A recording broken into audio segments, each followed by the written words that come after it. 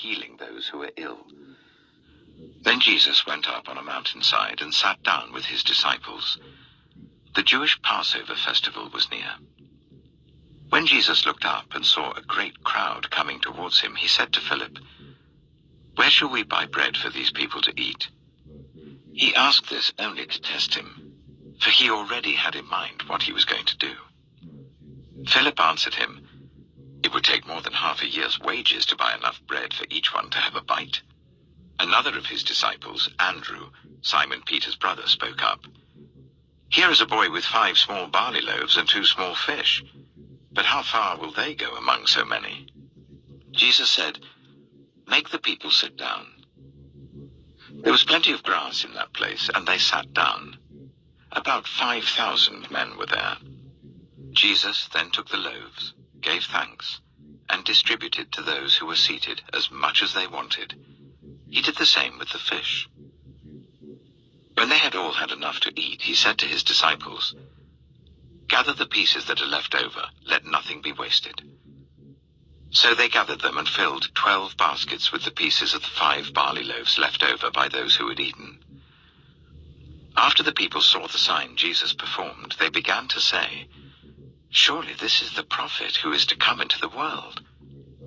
Jesus, knowing that they intended to come and make him king by force, withdrew again to a mountain by himself.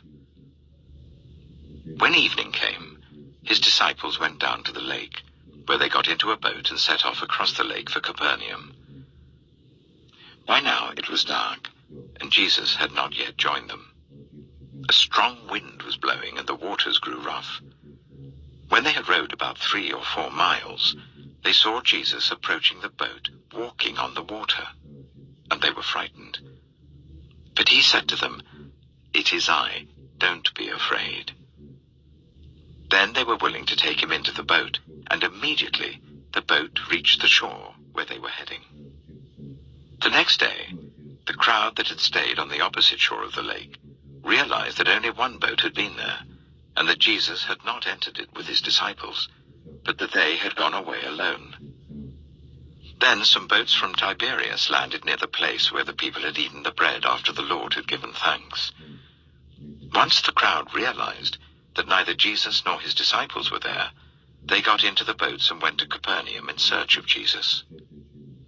When they found him on the other side of the lake, they asked him, "Rabbi, when did you get here?" Jesus answered, "Very truly I tell you, you are looking for me, not because you saw the signs I performed, but because you ate the loaves and had your fill.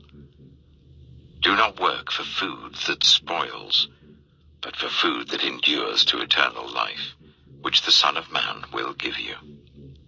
For on him God the Father has placed his seal of approval." Then they asked him, "What must we do to do the works God requires?" Jesus answered, "The work of God is this, to believe in the one he has sent." So they asked him, "What sign then will you give that we may see it and believe you? What will you do? Our ancestors ate the manna in the wilderness, as it is written, he gave them bread from heaven to eat." Jesus said to them, "Very truly I tell you, it is not Moses who has given you the bread from heaven, but it is my Father who gives you the true bread from heaven.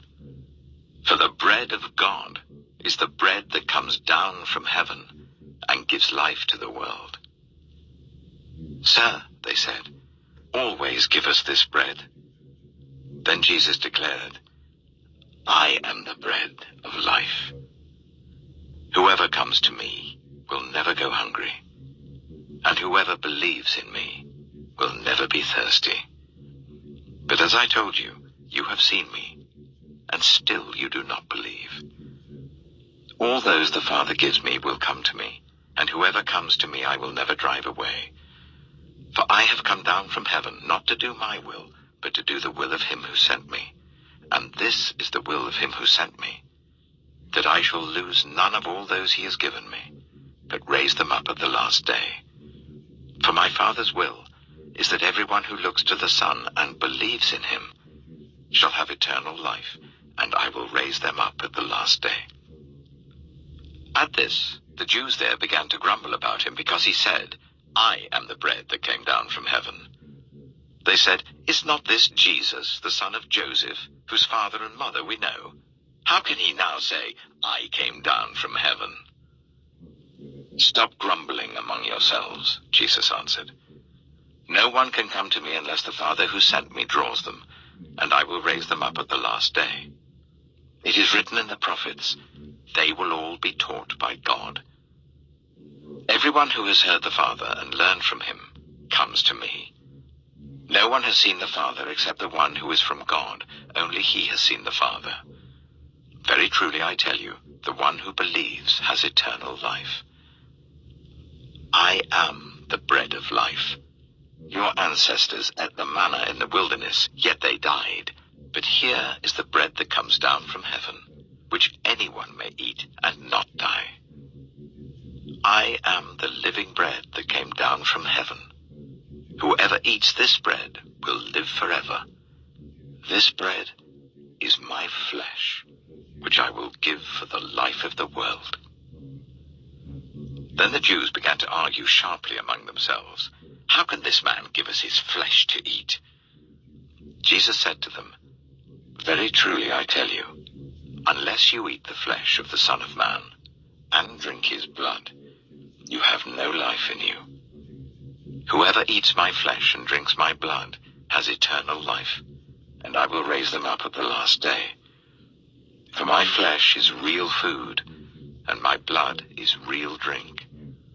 Whoever eats my flesh and drinks my blood remains in me, and I in them. Just as the living Father sent me, and I live because of the Father, so the one who feeds on me will live because of me. This is the bread that came down from heaven. Your ancestors ate manna and died, but whoever feeds on this bread will live forever. He said this while teaching in the synagogue in Capernaum. On hearing it, many of his disciples said, This is a hard teaching. Who can accept it? Aware that his disciples were grumbling about this, Jesus said to them, Does this offend you? Then what if you see the Son of Man ascend to where he was before?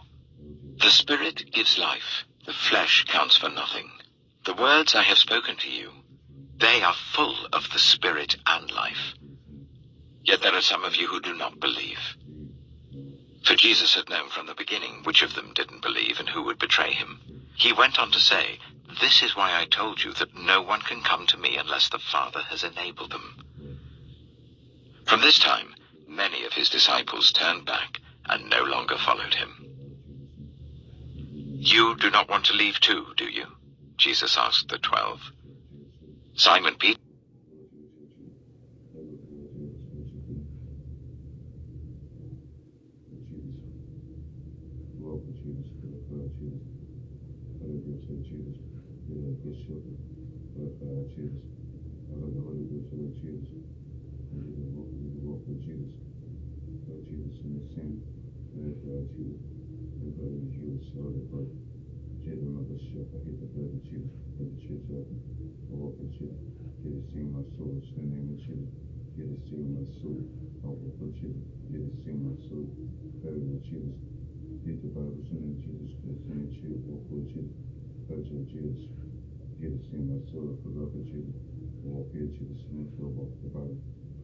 Jesus, open doors, Jesus,